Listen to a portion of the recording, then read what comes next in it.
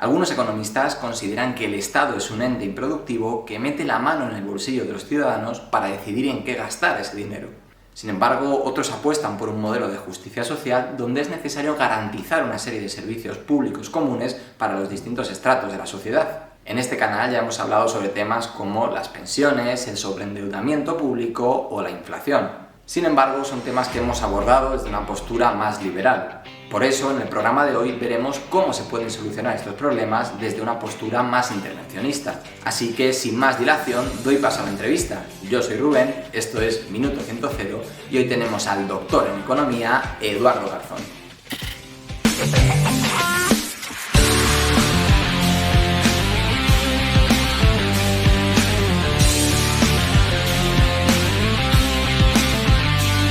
Eduardo Garzón, ¿qué tal? ¿Cómo estás? Muy bien, encantado de estar aquí. Muy bien, muchísimas gracias Eduardo, muchas gracias por aceptar la invitación, por Un participar placer. aquí en Minuto 100. Es un placer para mí que estés aquí. Y bueno, yo la primera pregunta siempre la dedico un poco a que el invitado se presente, nos diga quién es y a qué se dedica. Así que Eduardo, todo tuyo. Vale, pues nada, gracias a ti por la invitación para participar aquí. Mi nombre es Eduardo Garzón y yo soy doctor en Economía y actualmente profesor de Economía en la Universidad Autónoma de Madrid, ¿no? Yo es verdad que también realizo una actividad que no es solo de docencia e investigadora en la universidad, sino que también realizo una actividad divulgadora para que la gente conozca la economía, porque esta es una ciencia social, pero es una ciencia que utiliza pues, palabras técnico y complejo y lo que se trata es de no mantenerla en una burbuja para que la gente no se entere, aunque a alguna gente sí le interesa eso, sino que mi idea es difundirla, hacer ver que la economía es más fácil de entender de lo que nos quieren vender y así, pues bueno, socializarla para todo el mundo con el objetivo final de que la gente se interese por la economía, aprenda de economía y se movilice por, al fin y al cabo, sus derechos, ya que la economía no es ni más ni menos que la otra cara de la moneda de la política, ¿no? Ujú. Muy bien, bueno, pues la verdad es que pensando, Eduardo, cómo podía iniciar esta entrevista, se me ocurrió que quizás un buen punto de partida sería preguntarte cuál es tu estado modelo, ¿no? Ese país que tienes de referencia en cuanto a lo económico, porque muchas veces me da la sensación de que al final siempre los argumentos van dedicados a desmontar la economía de otro país o a justificar por qué en otro país funciona o no funciona la economía, pero muy pocas veces un economista salta a reivindicar un modelo y a dejar claro por qué ese es su país de referencia. Así que, ¿cuál sería ese país referente en cuanto a lo económico para ti? A ver, ninguno, porque Ujú, hay que entender que una cosa es el modelo económico ideal que uno tiene en la cabeza y otro cómo se materializan las instituciones reales de cada uno de los países, porque cada país es un mundo, tiene sus propias instituciones, su propia cultura, su propia historia, sus propios problemas políticos, su propia idiosincrasia. Entonces, tú a lo mejor quieres importar un modelo que has visto en un país que te parece que funciona bien, lo llevas a tu país y no funciona.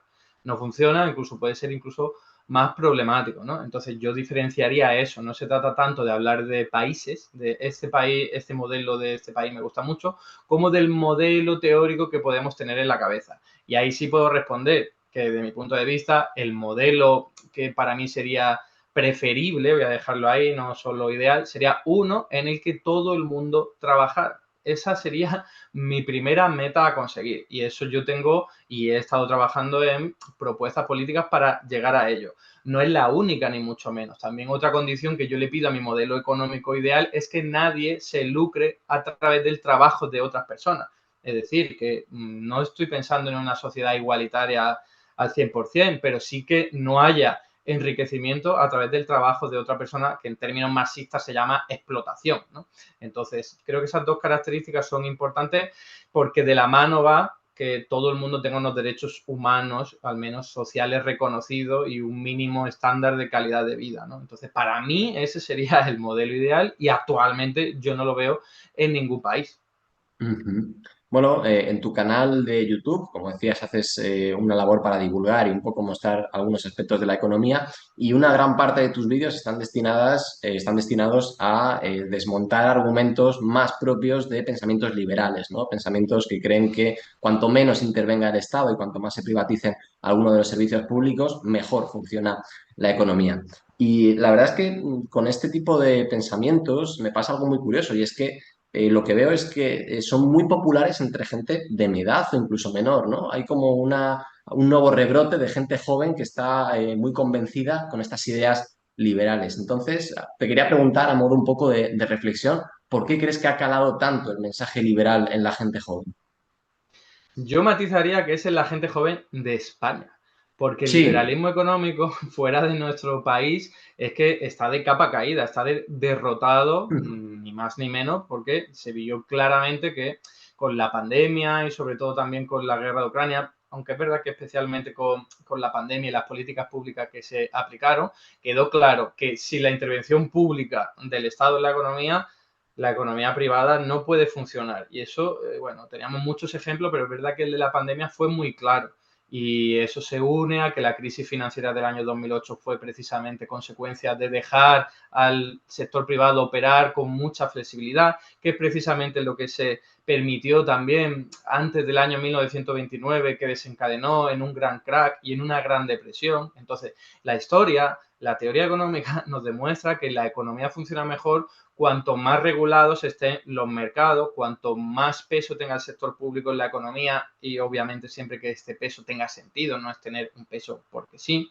Y lo que ocurre es que desde los años 80, gracias al auge y de movimientos políticos como el de Margaret Thatcher, primero el de Pinochet en Chile, nunca podemos olvidarlo, que además estuvo arropada por una dictadura criminal, y también por la experiencia de Ronald Reagan en Estados Unidos, empezó a cobrar fuerza en el imaginario colectivo la idea de que, para empezar, los individuos no tienen nada que ver con una sociedad, que lo mejor es dejar que las empresas hagan lo que quieran, que el Estado intervenga lo mínimo en la política y en la economía, concretamente en la economía. Entonces, eso es lo que se ha venido a llamar neoliberalismo, que empezó a cobrar fuerza, como digo, en los años 80 y 90 y que hasta la actualidad se ha mantenido a duras penas.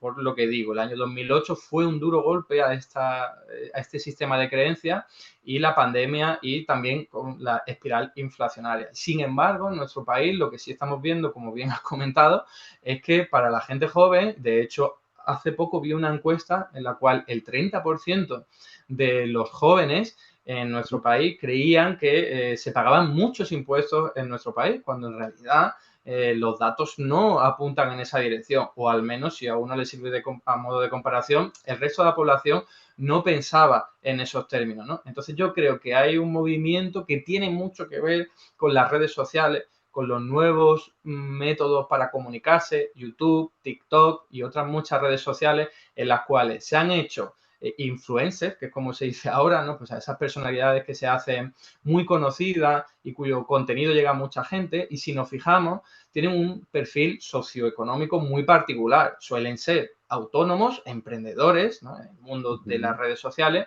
y cuyo objetivo está clarísimo, es ganar el máximo dinero posible de una forma muy cómoda, normalmente en su casa, y pagando los menos impuestos posible. Entonces, se crea así pues un perfil que se vuelve referencial y se vuelve muy importante para adolescentes y para jóvenes que creen que eso pues, es al fin y al cabo algo mayoritario, pero en realidad no. A ver, manipulación y sesgos comunicativos siempre ha habido, pero en los grandes medios de comunicación la diferencia es que sus propietarios, sus presentadores, sus trabajadores no compartían un mismo perfil socioeconómico, que era el que me acabo de referir, ¿no? Un autónomo que está pensando en pagar los menos impuestos posibles para prosperar. Entonces se ha creado una imagen muy distorsionada de la realidad y desgraciadamente está haciendo sobre todo mella en los más jóvenes. Pero como digo, si nos vamos fuera de nuestro país, esto no ocurre así. No tengo hecho ningún estudio pormenorizado, pero la sensación que yo veo cuando voy a otros países, cuando veo cómo los resultados de las encuestas a las que me estaba refiriendo en otros países, dista mucho de ser parecido a lo que hay aquí, más allá de al fin y al cabo los votos y su materialización en partidos políticos determinados, ¿no? Entonces yo creo que aquí en España ha habido una cosa muy extraña que es digno de estudio porque no tengo ninguna duda de que hay poderes económicos detrás financiando estos proyectos. Hay gente que tiene evidencia al respecto, pero bueno, yo la verdad es que no lo tengo muy estudiado, no me atrevo a decir algo tajante, pero sí que tengo mis sospechas y creo que es algo evidente que en España se ha hecho lobby para que determinados altavoces que tengan una visión liberal prosperen y logren mucho éxito en estas redes sociales. Yo creo, fíjate que no es algo que solamente ocurre en España, aunque sí mayoritariamente, porque también observo este comportamiento en mucha gente que viene de Latinoamérica, mucha gente que viene aquí, ¿no? Que emigra a España para buscar, bueno, pues unas mejores condiciones sociales y laborales, y quizá un poco por el descontento de la situación económica que está viviendo Latinoamérica, aquí, bueno, pues empiezan a reivindicar este tipo de ideas liberales. ¿Crees que tiene parte, comentabas, ¿no? Que podía existir algún tipo de poder detrás que impulsara estos altavoces, pero ¿crees también que es correcto atribuirle la responsabilidad a la izquierda, que no ha conseguido lograr asentar con esta gran facilidad ideales intervencionistas? A ver, voy a ir por pasos porque lo primero que has comentado tiene sentido, porque la comunidad hispanohablante al final Ujú, es un público objetivo de los influencers a los que yo he hecho referencia, pero sigue ujú, siendo una minoría de la población joven, la que tiene acceso a esas redes sociales, porque en realidad la población mayoritaria en los países latinoamericanos, que tampoco es joven, como ocurre como en los países europeos, aunque no tanto, ujú. ya aprendieron de las políticas liberales. Desgraciadamente lo aprendieron con sudor, esfuerzo y lágrimas y mucho sufrimiento. De hecho, a los años 80 y 90 en Latinoamérica se les denomina como la década perdida por haber aplicado políticas liberales de reducción del tamaño y de la intervención del sector público en la economía, de reducción de impuestos de forma generalizada, sobre todo a las empresas, y bueno, ya sabemos que también una subordinación frente a organismos internacionales como el FMI o el Banco Mundial, respaldado detrás por Estados Unidos, ¿no? Entonces, yo creo, mi percepción, y esto, bueno, no tengo datos aquí a mano, pero si los vemos, estoy clarísimo de que ahondarían en esta dirección, y es que la mayor parte de la sociedad latinoamericana ya aprendió en sus carnes que las políticas liberales hacen mucho daño. Y lo estamos viendo también con el signo político de los gobiernos en Latinoamérica. Actualmente la inmensa mayoría son de izquierda, son de un carácter intervencionista en la economía. Por supuesto, el contraataque está ahí por grandes de los medios, de los grandes medios de comunicación, de los grandes poderes económicos y financieros. Y, como digo, una punta de lanza que han utilizado han sido las redes sociales. Con respecto a la segunda cuestión que me presentabas, ¿no? Que no sé si me la puedes recordar, que ahora se me ha escapado. Sí, si crees que también la izquierda es en parte Vale, responsable, ya me acuerdo. eso Perdona, ¿eh? es. A ver, pues yo no comparto en absoluto ese diagnóstico. Para Ujú. empezar, porque por supuesto que la izquierda comete sus errores a la hora de enarbolar su proyecto político, a la hora de comunicarlo, por supuesto, igual que todo el mundo comete errores cuando realiza cualquier tipo de actividad. Lo que ocurre es que yo creo que a veces se realiza un análisis absolutamente sesgado y ¿cómo decirlo?, erróneo, porque lo que estás haciendo es equilibrar los resultados suponiendo que todos los actores parten de las mismas condiciones y de las mismas oportunidades, y no es así para nada. Es decir, la izquierda, por cuestiones históricas, por cuestiones de lucha de clase y de conflicto de capital-trabajo, siempre tiene menos recursos, menos capacidades y menos altavoces para dar a conocer su proyecto. Entonces, claro, si de forma generalizada están los grandes medios apoyados por los grandes poderes económicos y financieros, el mensaje de la derecha va a llegar a más gente, va a llegar mucho mejor vestido, va a llegar con mucha más potencia, se va a repetir mucho más. Entonces, no es una contienda justa. No es una contienda justa. Cuando la derecha, en este caso hipotético del que estamos hablando, ¿no? Este caso particular de que la derecha financia a grandes altavoces y portavoces para que mellen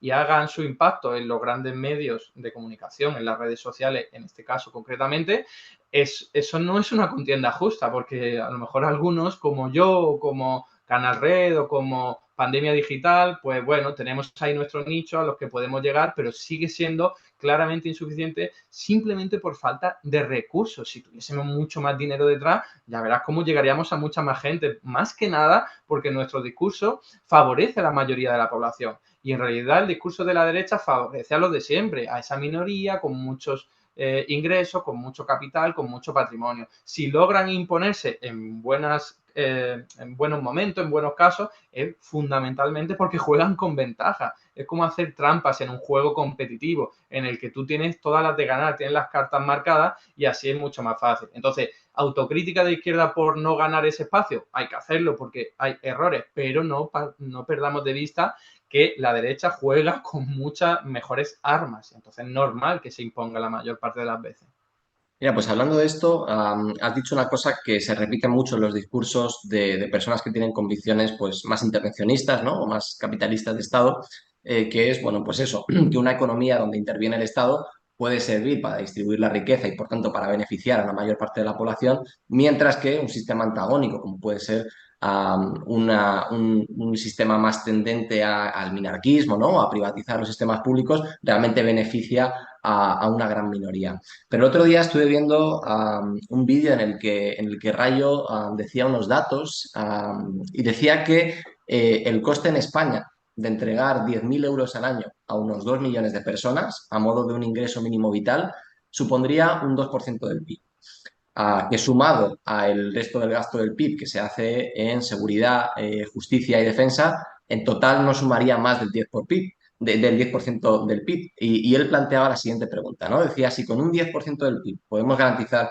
seguridad, justicia, defensa y además podemos garantizar que 2 millones de personas, que son muchas más personas de las que hoy en día se reconocen como personas en riesgo de pobreza en España, tienen 10.000 euros al año, ¿para qué necesitamos un Estado que oscila o que está en torno al 50% del PIB?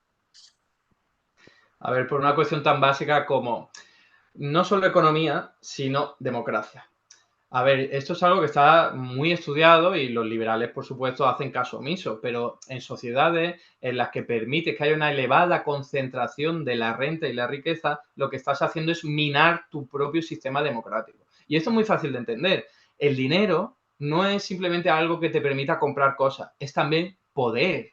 Tú con dinero, y hemos puesto un caso hace nada, puedes financiar proyectos de comunicación para que tu mensaje político llegue a mucha más gente. Con dinero se puede comprar, sobornar a dirigentes políticos, a empresarios que actúen en tu beneficio, etcétera, etcétera. Entonces, si tú mantienes una sociedad como la que está pensando Rayo, como la que tú has descrito, lo que va a ocurrir es que a lo mejor no se muere nadie de hambre por lo que está diciendo de darle un ingreso mínimo de, bueno, 10.000 euros al año no es mucho, pero bueno, no se muere nadie de hambre, ¿no? Vale, eso lo podemos aceptar. Pero, ¿qué ocurre? Que habría una elevadísima desigualdad que lo que haría sería acabar con la democracia, porque acabar con la democracia debilitada que ya tenemos, porque la gente con mucha concentración de riqueza, porque ya no habría impuestos al patrimonio, ya no habría impuestos sobre la renta que pagan más los que más dinero tienen, concentrarían tantísima riqueza y tantísima capacidad de consumo y de compra y de inversión que entonces son ellos los que tendrían ahí la sartén por el mango. Entonces, en términos democráticos, eso sería una absoluta locura. Estaríamos sustituyendo un sistema democrático que con todos sus vicios, pues es una persona un voto, por una persona con mucho dinero arrasa y puede conseguir de forma muy diferente imponer su influencia y su opinión al resto, ¿no? Pero además no está solo la cuestión democrática, está también la cuestión económica y eso también lo entiende todo el mundo. A ver, las economías más desarrolladas del planeta son aquellas que tienen un peso importante del sector público, casi sin excepción. No me vale utilizar casos puntuales, excepcionales como paraísos fiscales o ciudades-estado, como Singapur. No, si nos vamos a los estados, que son de verdad países, ¿vale? Lo que vemos es cuanto más elevado es el tamaño del sector público, por lo tanto, cuanto más ha intervenido y regulado el sector público en la economía, más equitativos también son los ingresos, los recursos, la propiedad, el poder y más próspera es la economía. Si es que esto está muy estudiado, por eso a mí me cansa tener que rebatir argumentos liberales que, como digo, en la academia están absolutamente superados desde hace mucho tiempo. Yo entiendo que al final del siglo XIX y al principio del siglo XX la gente pensara así y dijera, oye, y si el Estado interviene menos y todo el mundo hace lo que quiere más o menos, al final se va a poder llegar a unos resultados muy buenos. Pero es que la historia ha demostrado que eso nos conduce a crisis financiera, concentración de poder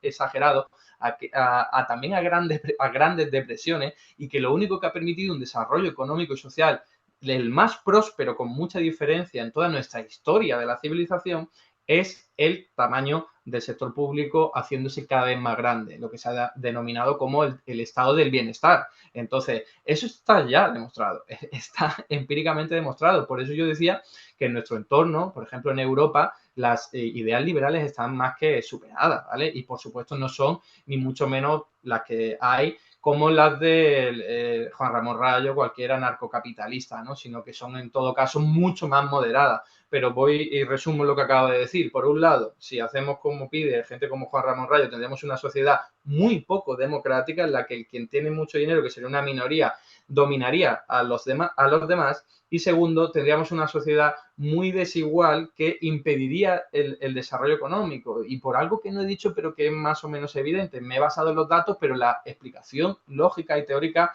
es la siguiente, y todo el mundo la puede entender. Si la gente tiene pocos recursos, no puede consumir mucho, ¿vale? Estamos hablando que la gente que tendría, los que menos recursos tienen 10.000 euros, con eso no da para mucho consumo y sobre todo inversión. Entonces las empresas también tendrían problemas para vender sus productos porque la capacidad económica de la gente estaría absolutamente ilimitada y entonces tendrían menos beneficios, menos ventas y no podrían invertir tanto. Y como digo, esto ya está demostrado en la economía post-keynesiana, que desde mi punto de vista es el marco analítico más potente, más avanzado de todos los que hay en las ciencias económicas, lo demostró hace mucho, en los años 40, en los años 50. Eso ya se sabía. El problema es que ha habido movimientos políticos para volver al pasado. Y eso es lo que estaba denominando antes como neoliberalismo.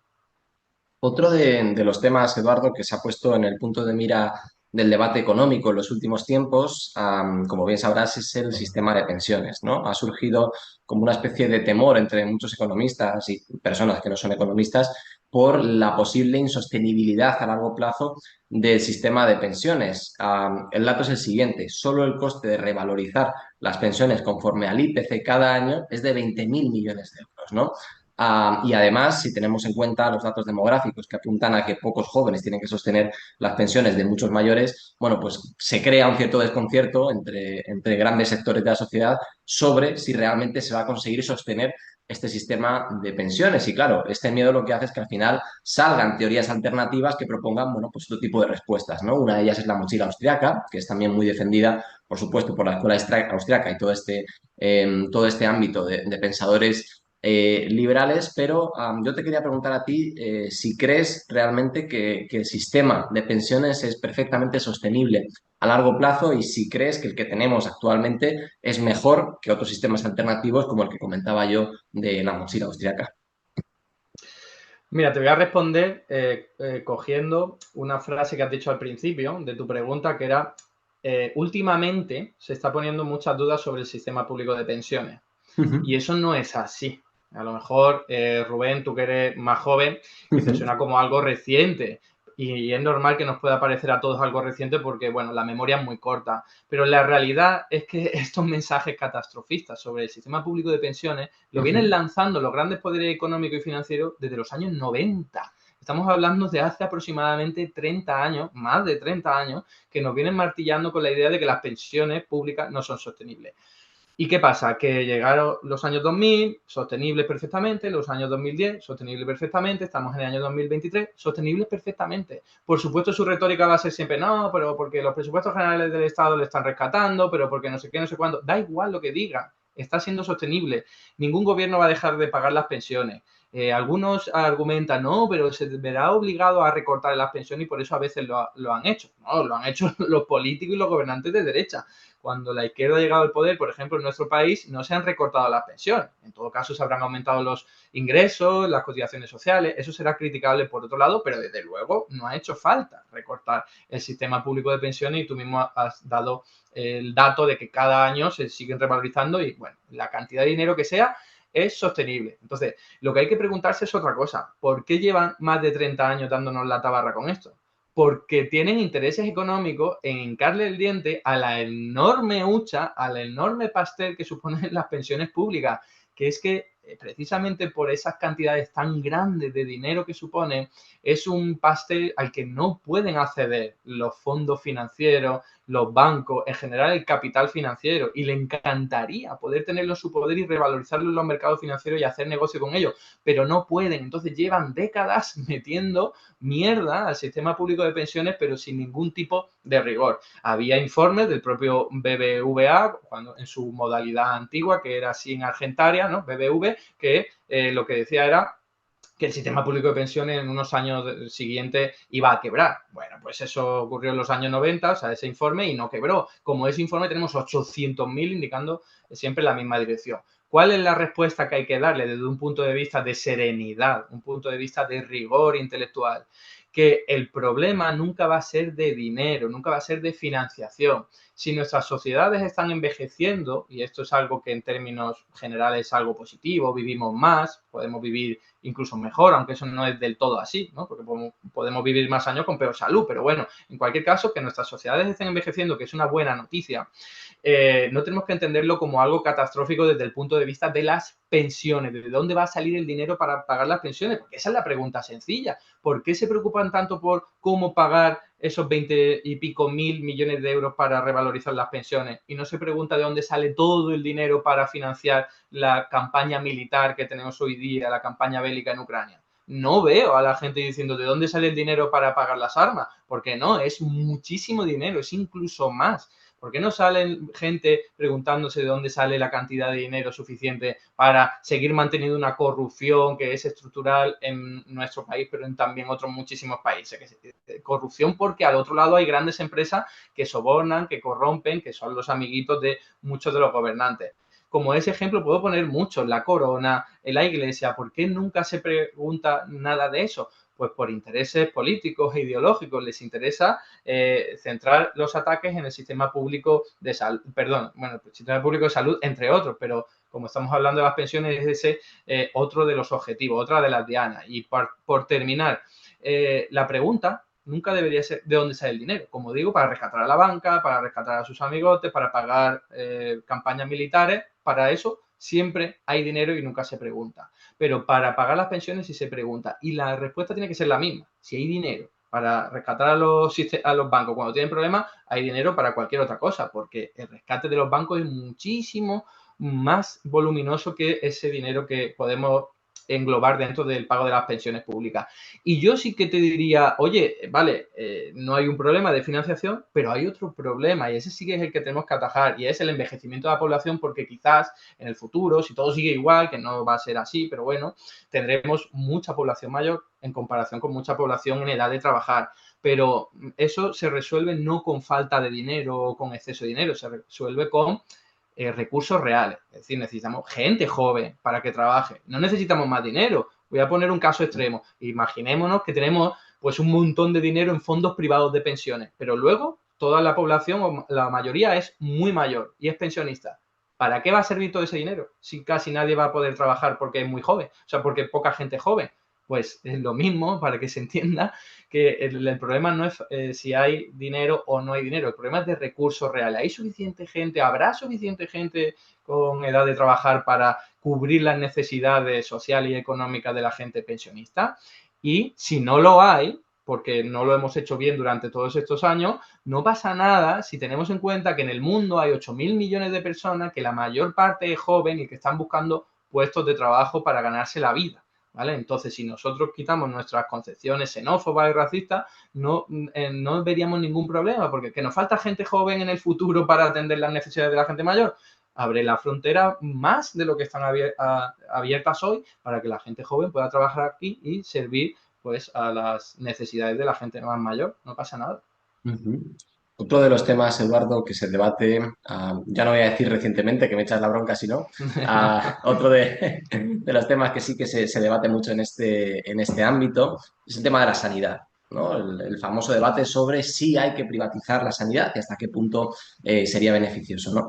Yo otro día escuchaba un podcast donde el entrevistador debatía con otra persona y decía algo así como si yo quiero montar en mi moto sin el casco, ¿por qué tengo que estar obligado a llevarlo? ¿No? Y la otra persona le respondía, bueno, porque si tú tienes algún tipo de daño, eso corre a riesgo de todos por la seguridad social, ¿no? Por la sanidad pública. Claro, quien esté más de acuerdo con una postura liberal, con una postura más tendente a privatizar la sanidad, podría defender que un buen modelo y una alternativa para que no todos nos hiciéramos cargo de las responsabilidades de otro sería el de, bueno, pues llevar a cabo una privatización de la sanidad que se pudiera pagar mediante seguros, ¿no? De la misma manera en la que hoy en día una persona puede contratar un seguro por si se le quema la casa, porque porque está claro que si una persona sufre un incendio en la casa, no se espera que tenga el capital suficiente para comprarse otra casa, sino que por eso, bueno, funcionan de esa manera los seguros. Entonces, bueno, pues este modelo plantea esa hipótesis, ¿no? Esa alternativa. Oye, ¿por qué no privatizamos la sanidad? Y para que el coste no sea muy superior al que existiría en otros sistemas, bueno, pues establecemos un sistema de seguros que pueda garantizar que así yo no me responsabilice de lo que le suceda al otro. ¿Qué opinas de este sistema? Opino que es una vuelta al pasado, insisto, es que tiene mucho que ver con las preguntas anteriores que has hecho. De hecho, lo que veo es que están muy bien hiladas tus preguntas, porque vamos a ver, antiguamente eso era lo que existía. Si es que vuelvo a lo mismo, las políticas neoliberales es volver al pasado. La gente tiene que entender y tiene que aprender historia, eso es lo primero, y tiene que entender que antes de los años de la Segunda Guerra Mundial, antes de los años 40 del siglo XX, lo que había era precisamente eso. O sea, no había una red de protección social. Si tú te quedabas enfermo, o te pagabas la prestación médica o te morías, si es que la enfermedad era grave, ¿vale? Entonces, la gente que tenía dinero y podía cubrírselo, bien, pero ¿qué pasa con la gente que no tenía dinero? Pues muy mal.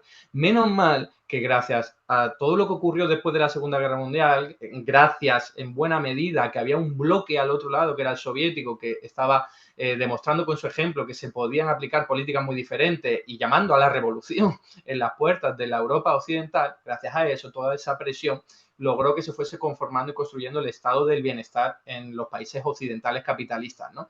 Para contener la euforia y el cabreo y la indignación de la gente más necesitada y que no le hicieran la revolución en sus propios países. Gracias a eso hemos tenido un capitalismo que ha sido menos salvaje de lo que era antiguamente y ha permitido un desarrollo económico que, con todas sus ventajas y con todas sus desventajas, ha sido el mayor de la historia. Entonces, ahí, una de las claves es entender que si una persona ya no tiene que pagar por un seguro, ni por cuando le ocurra una desgracia, un accidente, una enfermedad, toda esa capacidad de consumo lo puede dedicar a otras cosas y a dinamizar la actividad económica, porque ya no tiene que pagar, como digo, un seguro, ni tiene que ahorrar por si le ocurre algo en el futuro. No, y todo ese dinero dinamiza la actividad económica y es algo que los liberales jamás van a querer ver, que precisamente por tener cubiertas las necesidades más importantes que hemos considerado en nuestra sociedad, como la educación, como la sanidad, como la jubilación, logramos que florezca mucha capacidad de consumo que permite dinamizar la actividad económica a través del consumo. Simplemente la gente tiene más dinero porque no tiene que dedicar a eso, lo consume en otros bienes y servicios y dinamiza la actividad económica a través de mayores ventas y mayores beneficios. Entonces, eso es importantísimo entenderlo, querer individualizar otra vez la responsabilidad de cada uno, eso es un error tremendo, es la vuelta al pasado. Y otra cuestión importante, me sorprende que después de lo que hemos vivido con la pandemia de 2020, haya personas que sigan pensando eso. Porque cuando vivimos la pandemia, que parece que ya se nos ha olvidado, pero es muy reciente y claro, como fue muy doloroso, nuestro cerebro tiende a protegerse olvidándolo. Pero no nos olvidemos que si no llegase por la sanidad pública, estaríamos todos en una situación muchísimo peor, mucha más muerte, la economía, si es que lo que le preocupa a algunos, no se hubiese recuperado tan rápido. Joder, que el país más liberal, entre comillas, del mundo, que es Singapur, que tiene una sanidad privada, la tuvo que poner gratuita. O sea, ¿qué mayor demostración hay de que la sanidad pública gratuita es superior a la sanidad privada y a pues eso, ¿no? A hacer que toda esta cobertura de salud sea individual en vez de colectiva. Entonces, la historia ha demostrado ya que el sistema público de salud es mucho más potente que el sistema privado y dejado al libre albedrío de cada uno. Así que no hace falta más que mirar al pasado para aprender de los errores y no volver a cometerlos.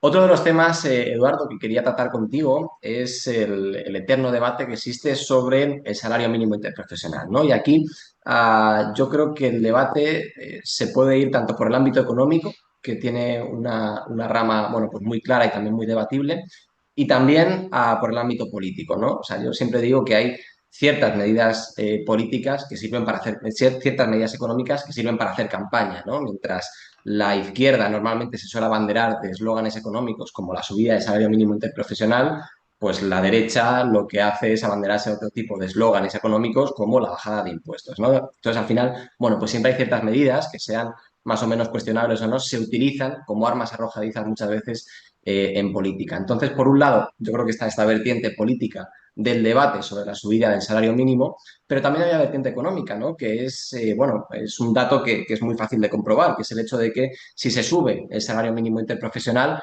existe un riesgo de crear un paro friccional porque cada vez los empresarios tienen que pagarle más dinero mínimo a sus empleados. Entonces, muchas veces tienden a despedir a un número de empleados mayor que el que despedían antes de esa subida y, por tanto, al fin y al cabo, la medida acaba repercutiendo a la clase trabajadora de nuevo, ¿no? Entonces, bueno, la pregunta es clara. ¿Qué opinas tú del salario mínimo interprofesional? ¿Cómo crees que está en España? Y bueno, ¿y qué propondrías tú al respecto? ¿Crees que es buena idea subirlo, mantenerlo? ¿Qué opinas? A ver, has mencionado específicamente una de las típicas cuestiones que Ujú, mencionan los liberales o la gente que defiende que no haya un salario mínimo, que sea más bajo, etcétera, etcétera. Pero yo impugno eso en términos ya no económicos, sino en términos morales, éticos, ideológicos. Y es que si la sociedad define lo que necesita alguien para poder tener una vida digna, un nivel mínimo de bienestar, y dice que son, por ejemplo, 1.000 euros, si hay empresas que no se lo pueden pagar y tienen que cerrar, entonces tenemos un problema con las empresas, porque ujú. estamos organizando una economía en base a la explotación salvaje por parte de empresarios frente a algunos trabajadores, de forma que solo son rentables si se están pasando y están permitiendo unos niveles de vida que no son aceptables. No podemos olvidarnos que la economía es una herramienta para la sociedad, no al revés. No al revés. No es tenemos que llegar a unos determinados niveles de Producto Interior Bruto o tener unos beneficios económicos determinados. No, lo que tenemos que hacer es lograr que la gente viva bien y si eso hay que conseguirlo con aumento del salario mínimo, pues que se haga, ¿no? Además, sobre todo, si entendemos que en el hipotético caso en el que una empresa no pueda salir adelante, que son muchos suponer, pero bueno, porque el salario mínimo se va subiendo poco a poco. No es un impacto tremendo para las empresas que de golpe dice, ostras, no puedo pagarlo y tengo que cerrar. Como es poco a poco, le da tiempo a adaptarse, reduciendo costes en otro sitio, haciéndose más eficiente, haciéndose más productiva. Es que tiene también muchas ventajas el hecho de subir el salario mínimo. También sube otro tipo de costes laborales, no solo el del los trabajadores que están cobrando ese salario mínimo, sino también los cargos intermedios, ya que quieren mantener una distancia con respecto a los que cobran menos y entonces exigen también mejoras salariales. Y eso es bueno también en términos económicos. ¿Por qué? Porque si la gente cobra más, y voy a volver al razonamiento de antes, tiene más capacidad económica para consumir los bienes y servicios de otras empresas. Porque no podemos olvidarnos que este análisis no debe ser individual. Porque, claro, un empresario en particular, si yo entiendo que haga ese razonamiento, de, ostras, tengo que pagar más por mi salario, entonces a mí me va a ir peor. Claro, pero no está pensando, no está teniendo en cuenta que la capacidad económica de sus clientes va a aumentar y que también pueden aumentar perfectamente sus ventas, precisamente por eso, porque el resto de trabajadores que están cobrando salario mínimo ganan más y te pueden cobrar más. Entonces, yo creo que precisamente en España la experiencia que hemos tenido, ¿no? Que se ha subido el salario mínimo en casi un 50% en apenas 5 años, que es un caso paradigmático, que pocas veces ha ocurrido a lo largo de la historia en cualquier país. Revela que se puede hacer eso sin que haya una quiebra importantísima de las empresas, pues alguna a lo mejor habrá ido, aunque tendrá más que ver con el COVID y con la pandemia que otra cosa, pero independientemente de que haya habido pues un poquito menos, un poquito más, la clave es que se ha demostrado que ha habido mayor creación de puestos de trabajo, que la contratación está más disparada que nunca, que tenemos récord de personas contratadas a la seguridad social y no estamos hablando de una cuestión menor, se ha aumentado el salario mínimo en casi un 50%, que es una barbaridad. Y hemos tenido, por supuesto, a todos los liberales, con Juan Ramón Rayo primero, diciendo esto va a provocar desempleo. Y es mentira, se ha desvelado. ¿Su Ujú. argumentación cuál es? No, que ha generado desempleo en algunos sectores, la gente más joven y tal, los que cobraban antes muy poquito, pero ha sido compensado porque se ha creado mucho empleo en el resto de la sociedad. Pero es que tú no puedes desligar una cosa de la otra por el razonamiento que yo he hecho. ¿Cómo sabemos que la contratación nueva que ha habido no se debe a que la gente tiene más dinero en su bolsillo por tener más salario mínimo y entonces necesitaba más trabajadores para atender a esa nueva clientela con más capacidad económica gracias al salario mínimo, ¿vale? Que es un círculo que los liberales nunca lo atienden. Y, por supuesto, no solo los liberales, sino la teoría económica dominante, que es la neoclásica, en las facultades y en la academia, tampoco lo entienden, tampoco lo conciben, porque estos son más estos postulados a los que yo estoy haciendo referencia, estas manifestaciones económicas, responden más al análisis post-keynesiano, por el lado de la demanda. Entonces tenemos ahí al Banco de España, que está conformado sobre todo por economistas neoclásicos que te hacen informes solo teniendo en cuenta el impacto en el coste laboral, sin tener en cuenta todo lo demás. Y todo esto al margen de lo que ya he dicho antes. Si hemos considerado como sociedad que 1.000 euros es lo mínimo, ya está, que las empresas que no puedan soportarlo cierren. Esto lo decía hasta Roosevelt, ¿vale? Delano Roosevelt hace un mogollón de tiempo, casi 100 años, y es algo muy evidente. No podemos permitir que nuestra sociedad se construya con empresas que se aprovechan de mano de obra casi esclava, en el sentido en el que están cobrando menos de lo que necesitan para poder tener una vida digna. ¿Y qué pasa en el caso de que acaben despidiendo a gente y estas personas no encuentren un puesto de trabajo? Para eso yo propongo la política del trabajo garantizado, sobre la que tengo escritos libros, artículos para aburrir, que consiste en que el Estado garantiza un puesto de trabajo al salario mínimo a todo aquel que quiera y que pueda trabajar. Entonces así no habría problema. Si un empresario no puede mantener su actividad económica, no se va a morir de hambre porque siempre puede optar por esa opción del trabajo garantizado. Y así resuelves todos los problemas. Claro, si esto no se hace y no se está haciendo, hay un problemilla no menor, que es eso. Si hay alguna empresa que ha sobrevivido gracias a la explotación y ahora no puede pagar un salario mínimo, que como digo, es la minoría, si es que hay alguna por ahí, pues entonces tiene problemas económicos y es normal que esté cabreada esa persona. Pero ya digo que yo lo resolvería con el trabajo garantizado. Entiendo que ese trabajo garantizado del que hablabas por parte del Estado sería un trabajo garantizado en el sector público institucional, ¿no? Entiendo en empresas públicas, en empresas donde hay intervención estatal, ¿no? No necesariamente. Es un Ujú, concepto complejo, ¿vale? Porque el Estado garantiza el puesto de trabajo, está ujú. obligado a hacerlo, pero no necesariamente en su propia estructura institucional. De hecho, podría ser a lo largo del tercer sector social, como se Ajá. conoce, ¿no? Las fundaciones sin ánimo de lucro, cooperativas, siempre que fueran organizaciones sin ánimo de lucro, para que el Estado no estuviese ahí, pues, aportando y contribuyendo al lucro de las empresas privadas, pues entonces todos los agentes económicos podrían decir, oye, yo tengo aquí una actividad y necesito mano de obra y tu Estado lo único que tienes que hacer es pagarle el salario, ¿vale? Entonces, la propuesta de trabajo garantizado, que si a alguien le interesa, pues hay mucho escrito al respecto, es que el Estado garantiza, no necesariamente tiene que ocuparse el Estado, el burócrata en la capital del país, decidiendo qué se va a hacer. De hecho, la identificación de las actividades a realizar la podrían, y eso es lo que recomendamos, decidir los colectivos sociales, la participación ciudadana, o sea, los ciudadanos y ciudadanas en cada una de sus entidades locales, que es la forma más idónea, porque es cuando están más cerca, ¿no? de las actividades que Ujú. vas a realizar y conoces mejor qué actividades son las más necesarias para tu lugar. No, desde luego es un tema interesante, la verdad. Y hay otro tema sobre el que también has hablado mucho y sobre el que has debatido, y además es un tema por el que se te ha criticado mucho públicamente, que es por tu opinión sobre la política monetaria expansiva, ¿no? Sobre la inflación y la relación que existe entre ambos conceptos, ¿no? Ponías en un tuit que se viralizó mucho, cito textualmente, el dinero es un invento del ser humano y se puede crear sin límites. Y luego matizaste y añadiste que se pueda crear dinero no quiere decir que sea bueno o conveniente. Por eso, claro, la pregunta que yo te hago pues viene derivada de este tuit. ¿Hasta qué punto crees que es positivo fomentar una política monetaria expansiva basada en crear y aumentar la cantidad de dinero en una economía? ¿Y hasta qué punto crees que se puede hacer esto sin generar inflación? A ver, cuidado, porque yo no defiendo una política monetaria ultra expansiva. Yo sé que es Ajá. normal y entiendo a la gente que cuando se le habla de crear dinero esté pensando en eso porque es lo habitual y lo que se nos enseña en las facultades de economía y en general, ¿no? Lo que yo defiendo es que hoy día se crea dinero de muchas formas, por cierto. El sector privado financiero crea dinero. Y esto es algo que está absolutamente reconocido, no me lo estoy inventando yo. Un banco privado cuando concede un crédito está creando dinero, está aumentando la cantidad de dinero en circulación.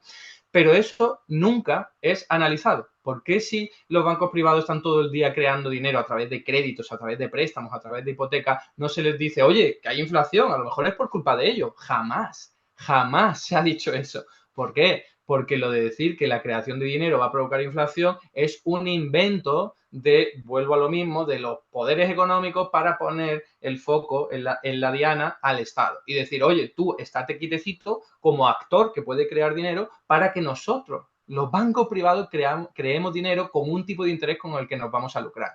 Mi propuesta es muy sencilla y todo el mundo la puede entender. Es poner al servicio de la gente la creación de dinero, no de los bancos privados, porque eso es lo único que ocurre, es que la gente tendría que entender que los bancos privados son los agentes que más dinero crean con muchísima diferencia. No es el Banco Central. El Banco Central sienta las condiciones para que muchos bancos privados puedan a su vez crear su propio dinero, ¿no? Y la política monetaria ultra expansiva que desde el año 2010 viene aplicándose, yo la he criticado desde el primer momento porque es crear dinero para comprar activos públicos, pero también privados y hacerle el negocio al sector financiero.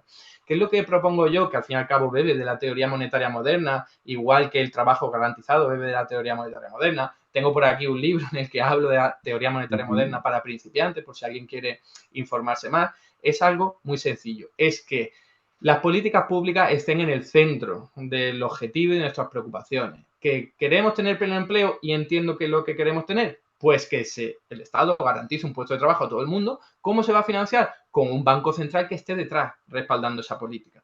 Entonces, en vez de crear dinero para que los bancos lo presten a donde quieran, que es donde van a obtener más beneficios, luego generando crisis financieras y depresiones después de ello, o crisis o recesiones, pues la idea es, oye, vamos a poner al servicio de las necesidades sociales y habría que añadir también ecológicas, culturales, de género, etcétera, etcétera, ¿vale?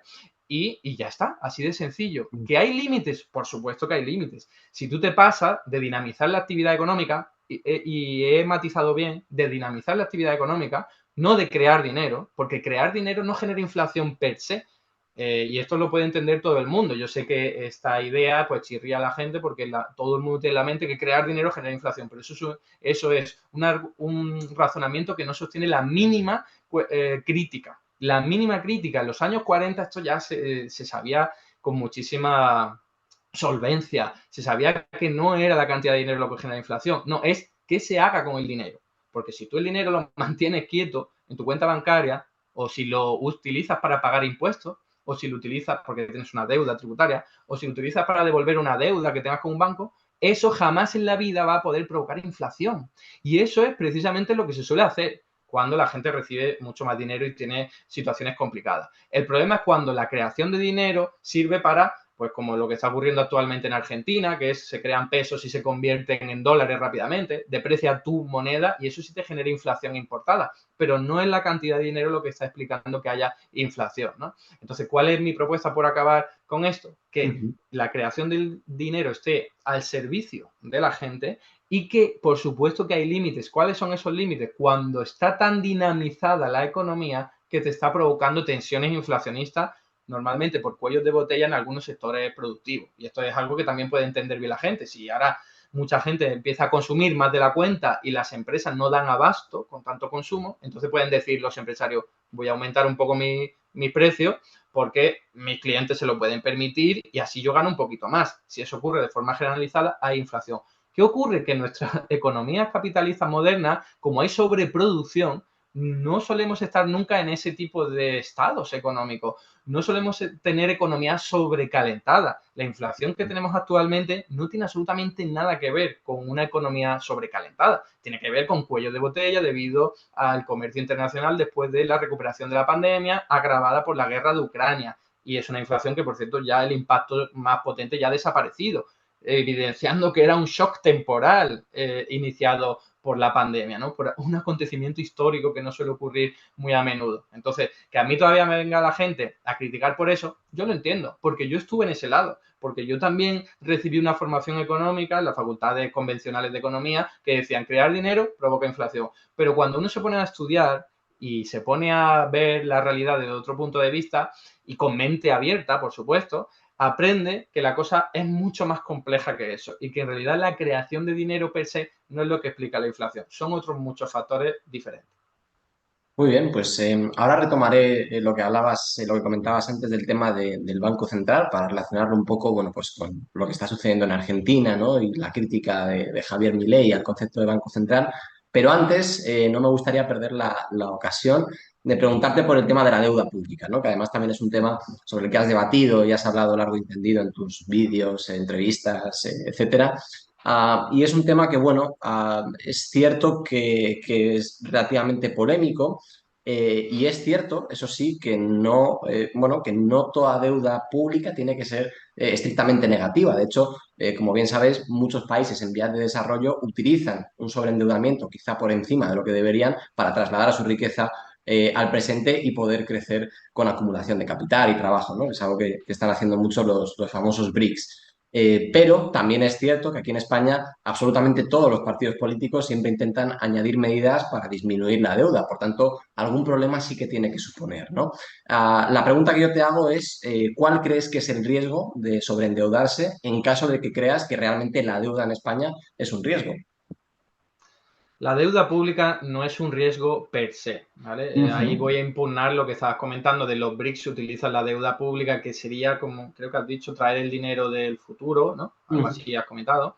Y eso es una interpretación lógica, intuitiva, porque estamos pensando que la deuda pública es como la deuda privada, en la cual un agente privado, una empresa, una familia, pues se endeuda y entonces en el futuro va a tener que devolver el dinero. En el futuro va a ser más pobre gracias a que en el presente está siendo más rico. Pero con los estados, concretamente con los estados soberanos, los que pueden crear su propio dinero, eso no es así. La deuda ujú, pública no es un endeudamiento, es que ese nombre confunde. La deuda pública es simplemente la cantidad de dinero que tú has inyectado en la economía como Estado y que todavía no has retirado. Es decir, has tenido mucho gasto, porque el gasto público por parte de un Estado soberano es equivalente a creación de dinero, y impuestos es simplemente la destrucción de dinero. Yo sé que esto que cuento pues, puede sonar chocante y chirriar en la mente, pero animo a mantener pues, la mente abierta, leer y informarse sobre teoría monetaria moderna para entender que la deuda pública es una herramienta de política económica que precisamente tiene mucho que ver con lo que estábamos comentando antes. Si tú con la deuda pública lo que estás haciendo es inyectar más dinero en la economía a través de gasto, ¿no? Pues entonces puede haber un momento en el que te pases y que se te sobrecaliente la economía y haya inflación.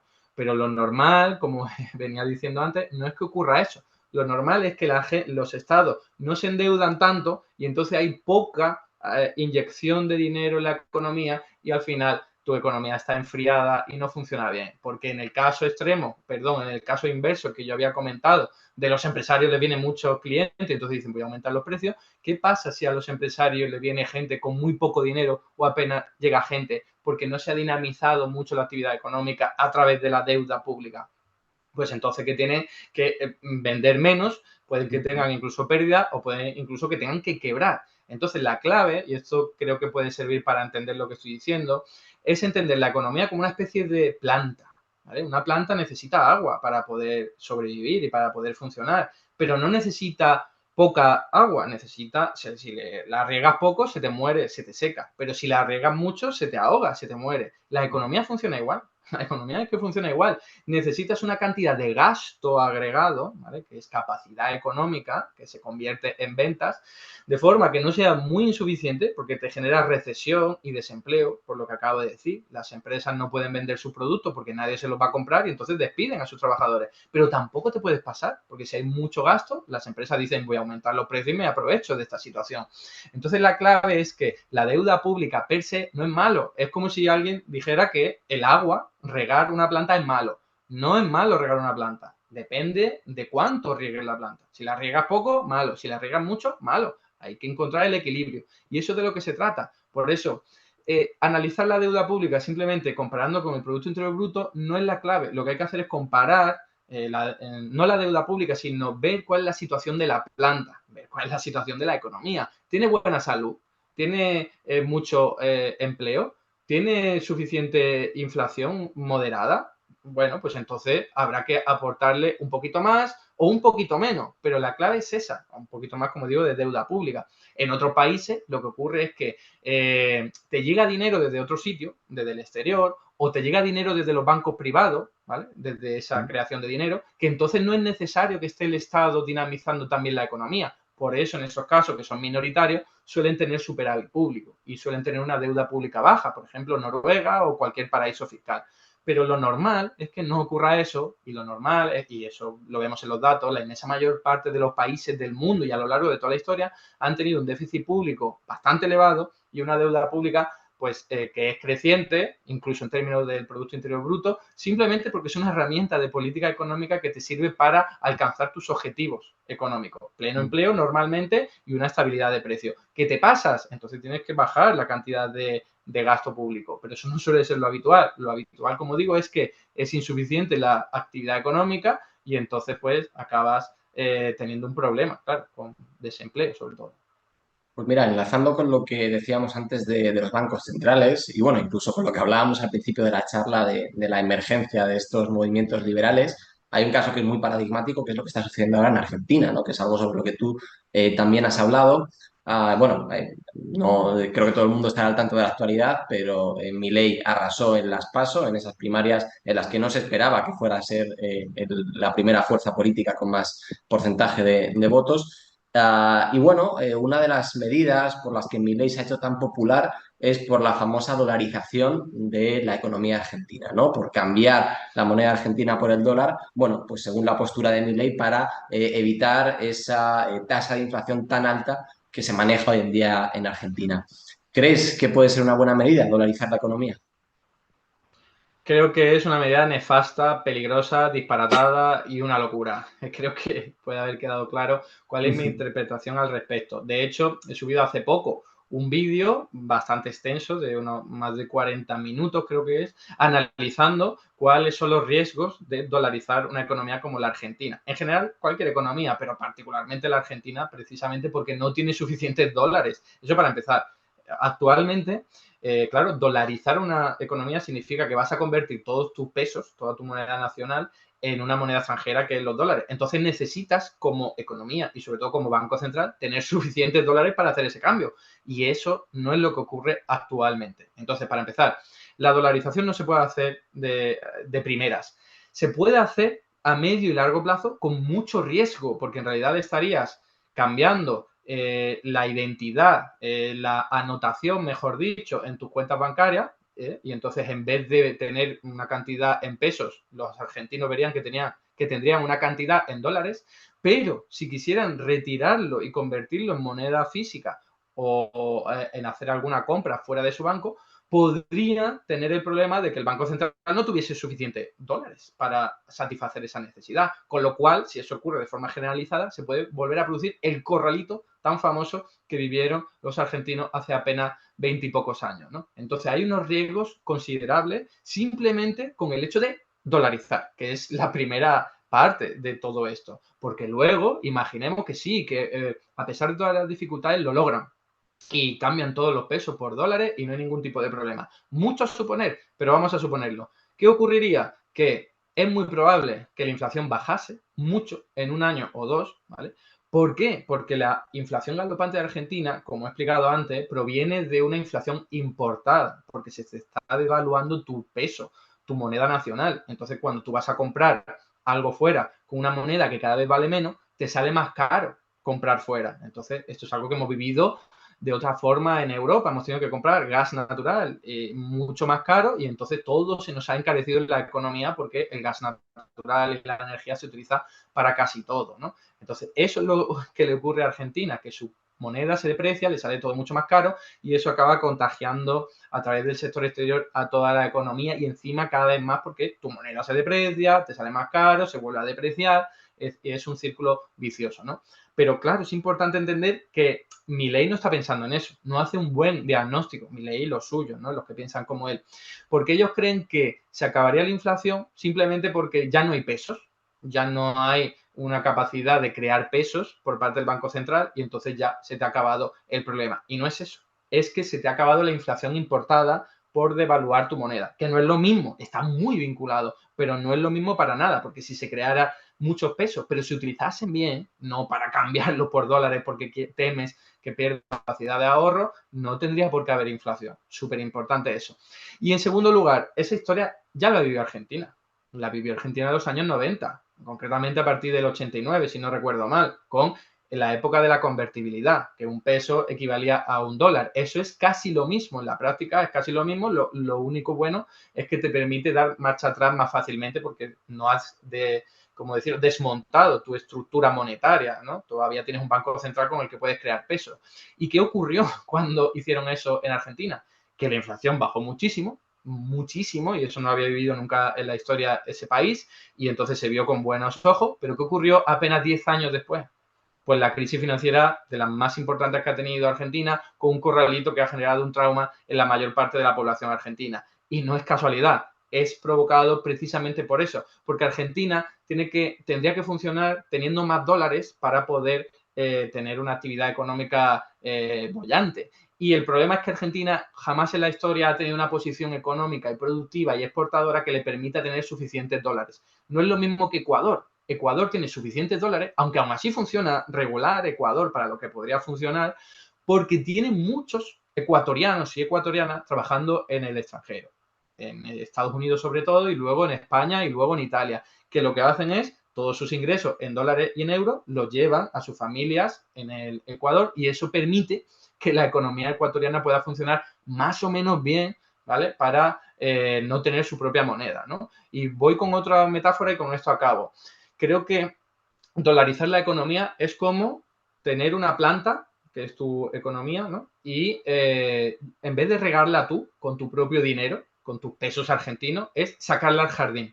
A ver si por las lluvias acaba obteniendo la suficiente agua que necesita. Ni muy poca, ni mucho, ¿vale? Entonces es una lotería, porque tú no controlas la cantidad de dinero que vas a poder inyectar, tú ya no puedes regar la maceta, la planta. Entonces eso es un problema, porque puede que tengas suerte, como tuvo suerte Ecuador en los años 2000, porque el precio del petróleo aumentó mucho, entonces los hidrocarburos le supusieron una fuente de ingresos muy importante, porque el dólar cayó un 30% después del acto de las Torres Gemelas en el año 2001. Entonces Ecuador se dolarizó en el mejor momento para dolarizarse, lo que quiere decir que no quiere decir que le haya ido bien, ¿eh? Pero al menos pudo dolarizarse en un buen momento. Argentina está en el peor momento para dolarizarse porque el dólar está muy fuerte, no tiene unos ingresos por su estructura exportadora que le permita tener suficientes dólares para mantener suficiente agua en su economía, y dolarizarse sí te puede bajar muy rápido la inflación, lo cual no es poco, pero a cambio de provocarte una sangría, porque no tendría suficiente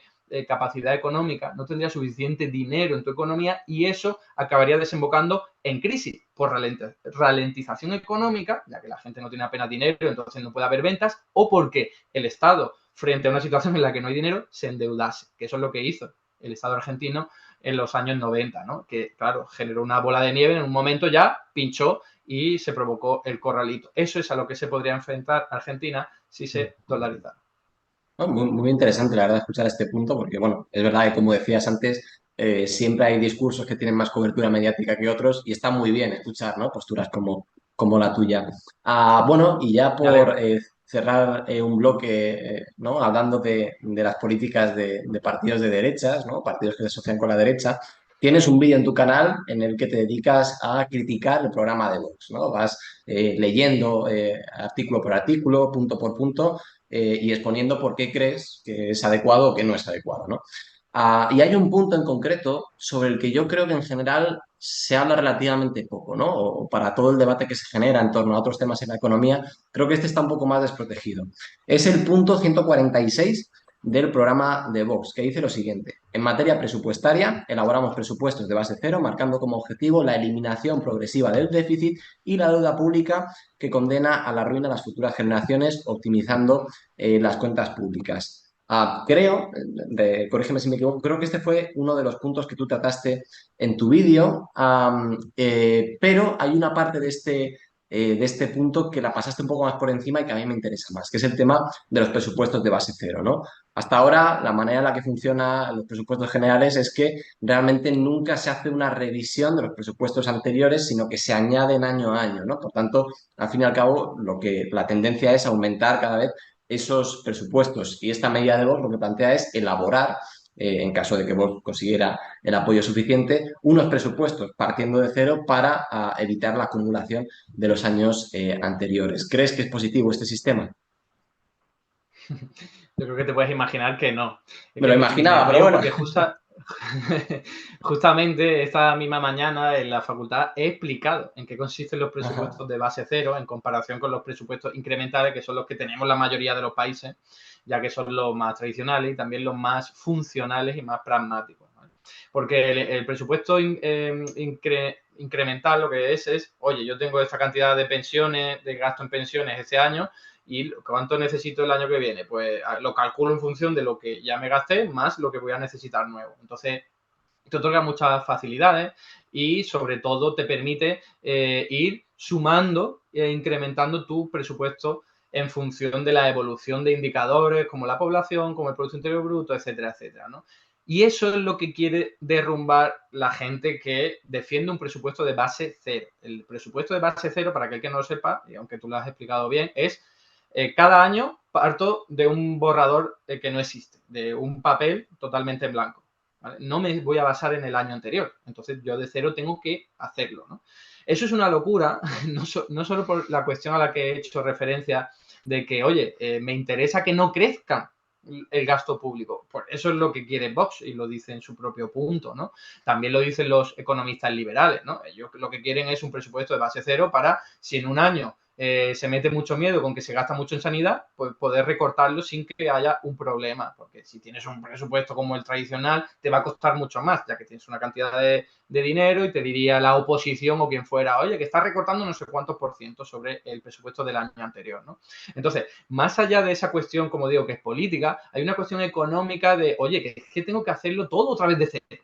Eso es tener mucho más trabajo por hacer que te supone un coste en términos de recursos públicos, en términos de trabajo de tus propios empleados públicos, ¿vale? Es mucha más burocracia y además también hay que tener en cuenta, pues, otro elemento importante. En un presupuesto de base cero, tú como tú has dicho, te lo intentan vender como, bueno, así podemos ir evaluando las políticas públicas de los años anteriores. Entonces, si nos equivocamos en años anteriores, como ahora empezamos de cero, podemos resolver ese problema. Pero eso es una excusa desde mi punto de vista. O sea, no es necesario hacer el presupuesto de cero, partiendo de nada, para resolver problemas que hayas podido tener en años anteriores. Para eso existe lo que se conoce como evaluación de políticas públicas, cada vez más desarrollada en nuestras administraciones públicas y eso lo que te permite es, oye, si en algunos gastos, en algunas actividades estás siendo ineficiente, pues oye, vamos a evaluar en qué estamos siendo ineficientes, vamos a ver cómo podemos aprovechar mejor los recursos públicos que estamos gastando e invirtiendo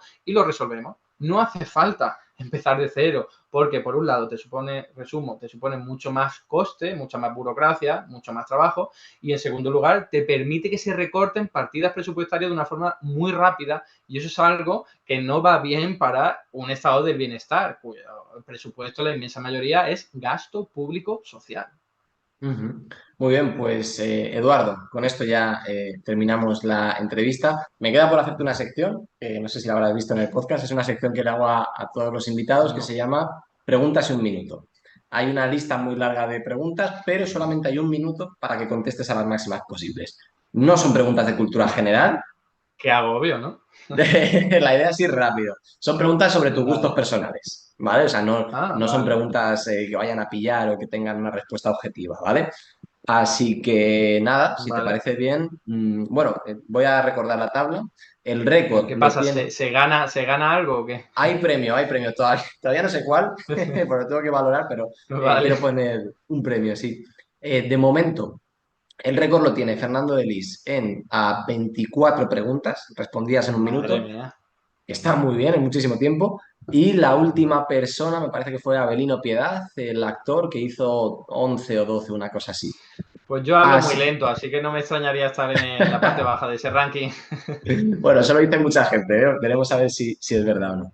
Bueno, pues Eduardo, ¿estás preparado? Sí, Muy bien, pues preparado, listo.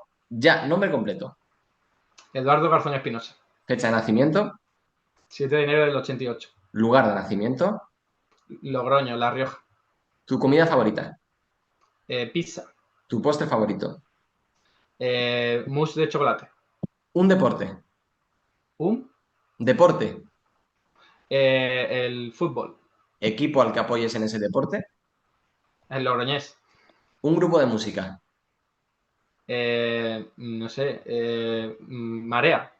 ¿vale? La mejor red social es Twitter. algo que esté sobrevalorado, El liberalismo económico. algo que esté infravalorado. El comunismo. Una película. Los Guardianes de la Galaxia 3. Una afición. El bailar. Algo que te dé pereza. Eh, Vale, tiempo, mm, tiempo, tiempo. Contesta esta si quieres, algo que te dé pereza. es que no me suelen dar muchas cosas perezas. Bueno, escuchar a Rayo. Muy bien, perfecto. Pues Eduardo, has hecho 14 preguntas, que está bastante bien. Está, no, no, está en la Pero el media, que, ¿eh? el que hizo el 20 y pico, ese que era Es una que, o sea, ametralladora, ¿no? ese, lo que pasó es que la grabé en persona, entonces no había delay entre preguntas, entonces Ah, también influye en parte eso. yo cuando ha habido una pregunta que es que ni siquiera me ha llegado. Sí, sí, a Y veces por eso pasa, pero bueno. Oye, está muy bien, ¿eh? Muy buen desempeño en el Preguntas en un Minuto. Muy bien, pues Eduardo, curioso. muchas gracias por pasarte por aquí. Nada, un placer, como te he Muchas dicho antes. gracias. Encantado. Perfecto. Igualmente, muchas gracias también a los que nos estáis viendo y nos vemos en el próximo programa con más y veremos si mejor. Muchas gracias.